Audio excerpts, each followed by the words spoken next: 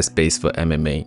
This is a question that has been posed ever since the sport gained popularity. In my opinion, there are two major skill sets that have always been in contention with each other, and that is striking versus grappling. That a striker is actually a good grappler, and then they don't use their grappling, but they use their grappling only to defend from being taken down. Chuck Liddell.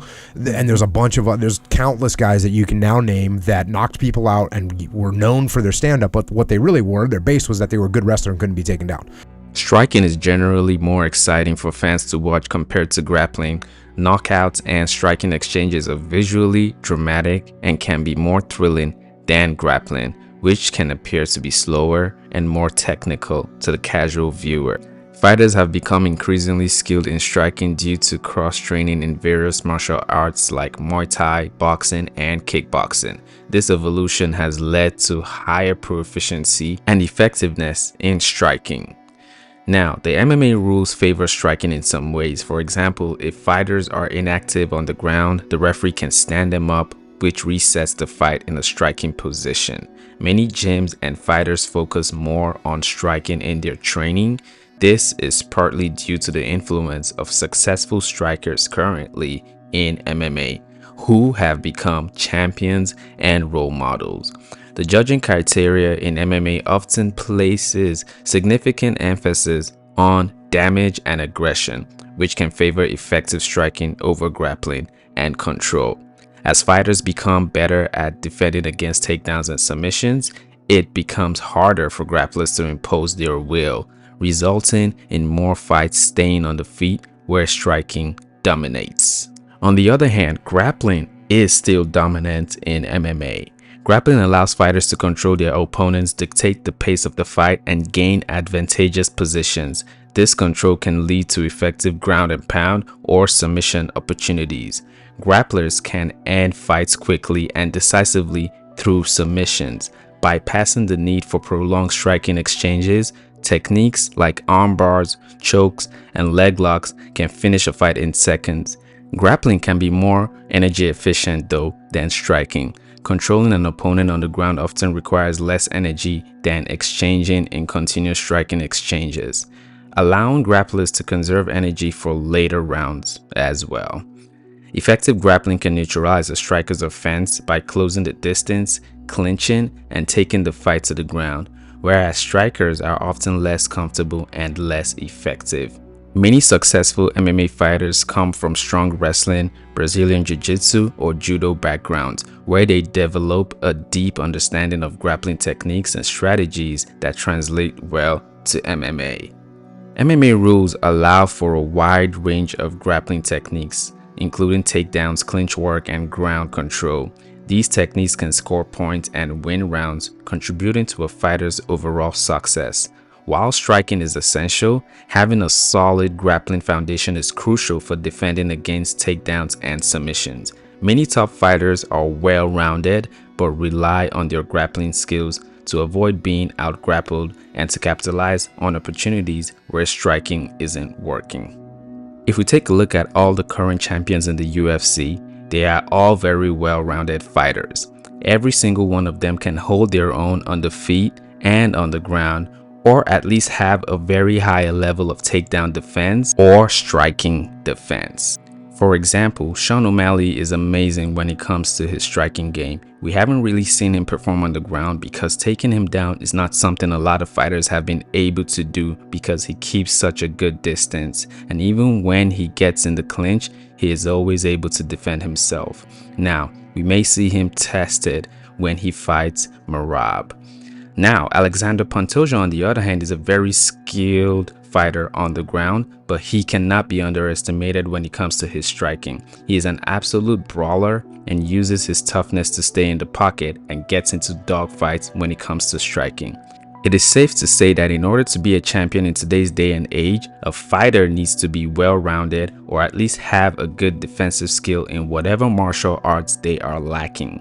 Cory Sandhagen's fight style in MMA is characterized by his versatility, creativity, and technical proficiency. Sandhagen is primarily known for his striking.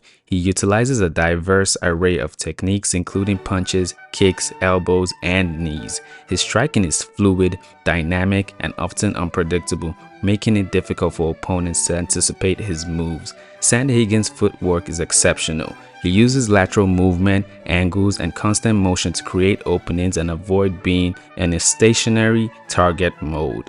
This mobility allows him to strike effectively while minimizing the risk of being countered.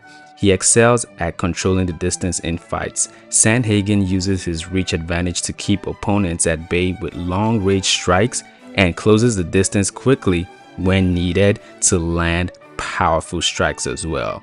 He demonstrates a high fight IQ, making strategic adjustments during fights and exploiting his opponent's weaknesses. Sandhagen's ability to adapt and implement game plans is a key factor in his success. Umar Nurmagomedov's fight style is well-rounded and dynamic, combining strong wrestling and grappling with diverse striking. He excels in takedowns, top control, and submissions, leveraging his wrestling base. His striking, influenced by Muay Thai and kickboxing, features precise and powerful kicks, punches, and elbows. Umar's elusive movement and footwork make him hard to hit, and he effectively manages distance as well. He maintains a high pace and adapts seamlessly between striking and grappling, reflecting his training in Dagestan's rigorous martial arts environment. This fight, in my opinion, is going to be one of the most definitive examples of a striker versus grappler matchup, answering the question, which base is better in MMA? It's really hard trying to predict who wins this fight. Initially, I picked Cory because he is way more experienced, has fought the best fighters in the bantamweight division, and has performed way better than people have expected him to. He's very elusive on the feet as well as a certified veteran. Usman is a new blood and more of a new generation in MMA. This will be his first big test in my opinion, so there isn't much to use to compare how he will do in a 5-round main event. Therefore, I have to predict just using their skill set. I have to say Umar will most likely win this fight, installing a grappling dominant game plan on Cory. Cory has said that he's been preparing for this fight for a very long time and saying he knows exactly what to do, and honestly, I do believe him. But I feel like Umar may be underestimated a little bit because he doesn't have big names on his resume. Plus, he will be fighting in Abu Dhabi, which is a more favorable home for Dagestani fighters in general. With that being said, Cory Sandhagen always performs whenever he's being counted out. I am absolutely not counting Cory out. In fact, I might make a whole other video predicting why I think Cory wins this fight.